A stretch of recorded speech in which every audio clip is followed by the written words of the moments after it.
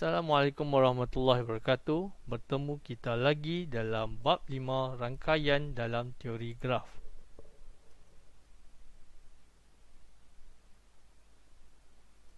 Dalam video ini, kita akan belajar mewakilikan maklumat dalam bentuk rangkaian dan menyelesaikan masalah yang melibatkan rangkaian. Contoh 1, maklumat di bawah menunjukkan hubungan antara persahabatan 7 orang murid. Wakilkan maklumat itu dalam bentuk rangkaian. Ali ialah sahabat Siti, Nora dan Razif. Nora ialah sahabat Razif. Razif ialah sahabat Ali, Bakri, Nora dan Halim. Dan Halim ialah sahabat Daniel. Bagi menyelesaikan masalah ini, kita perlu wakilkan maklumat tersebut dalam bentuk yang lebih mudah. Maka nama-nama 7 orang murid itu akan ditukarkan kepada huruf, iaitu A untuk Ali, N untuk Nora, S untuk Siti, R untuk Razif, H untuk Halim, D untuk Daniel dan B untuk Bakri.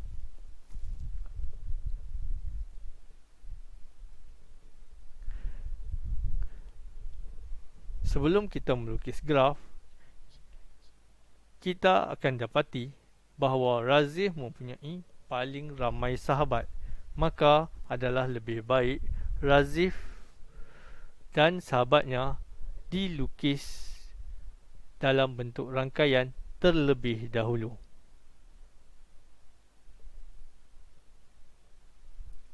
Kemudian diikuti oleh sahabat-sahabat Ali, iaitu Siti, Nora dan Razif.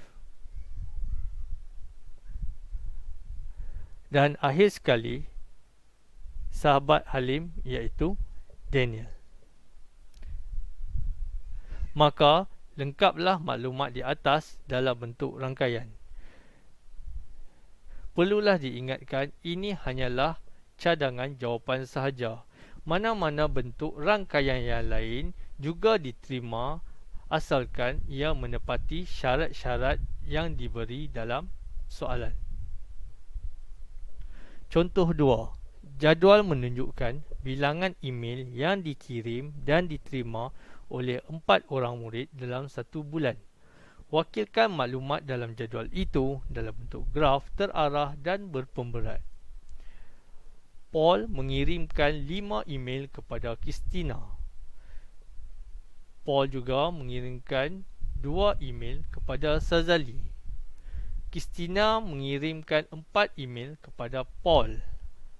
Rita mengirimkan 3 email kepada Christina dan 1 email kepada Paul.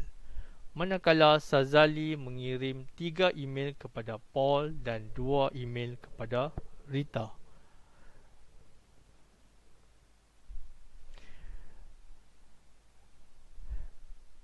Berdasarkan jadual tersebut, kita dapati soalan telah memberikan beberapa huruf untuk mewakilkan kepada 4 orang murid itu tadi.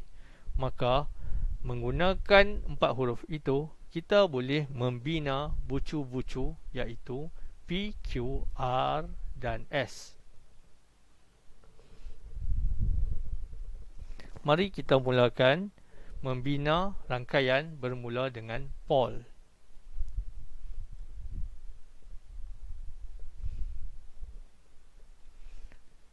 Paul mengirimkan 5 email kepada Christina, jadi kita buat satu garisan melengkung anak panah dan dilabel 5 ke arah Christina. Dan Paul mengirimkan 2 email kepada Sazali, maka kita lukiskan satu anak panah ke arah Sazali dan dilabel 2. Seterusnya, Christina dilukis anak panah ke arah Paul dan dilabel 4. Kemudian kita lukis rangkaian bagi Rita. Rita mengirimkan 3 email kepada Christina, maka kita lukis anak panah daripada Rita ke arah Christina dan dilabel 3. Kemudian lukis anak panah daripada Rita menghala ke Paul dan dilabel 1, menunjukkan bahawa satu email telah dikirim kepada Paul. Manakala untuk Sazali, dilukis satu anak panah ke arah Paul dan dilabel 3. Dan yang terakhir, Sazali juga mengirimkan 2 email kepada Rita, maka dilukis satu anak panah dan dilabel 2 kepada Rita.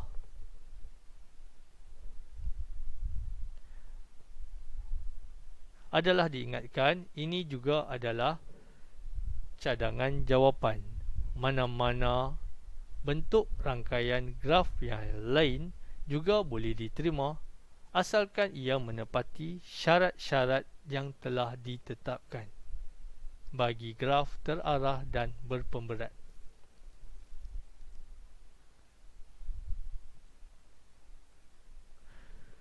Contoh 3.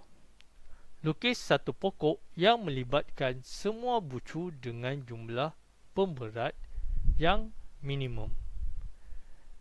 Kemudian, hitung jumlah pemberat minimum pokok itu. Di dalam rajah ini, kita dapati rajah ini mengandungi 6 bucu, iaitu P, Q, R, S, T dan U.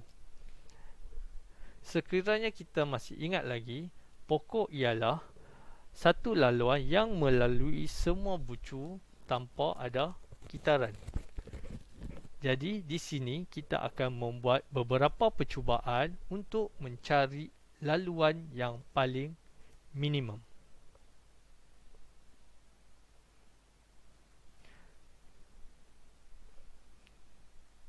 Dalam percubaan pertama ini, kita dapati laluan yang telah dilalui ialah 11 tambah 24 tambah 10 tambah 14 tambah 16 bersamaan dengan 75.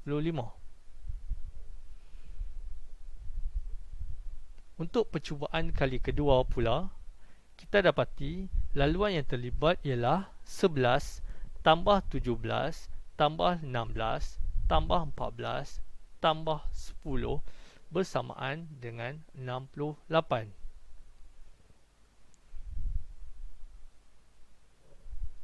Dalam percubaan ketiga, kita mendapati 11 tambah 18 tambah 15 tambah 10 tambah 14 bersamaan dengan 68.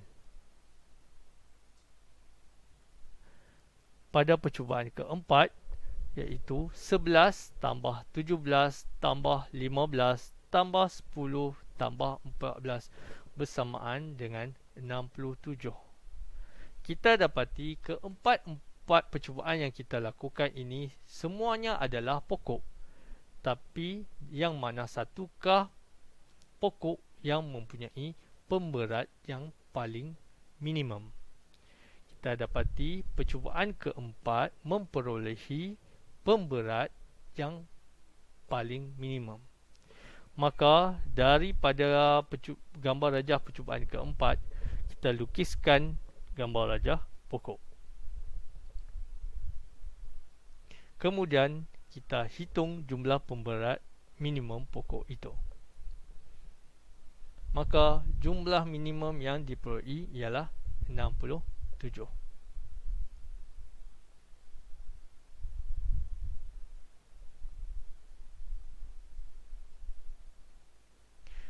Sekian saja bagi video kali ini.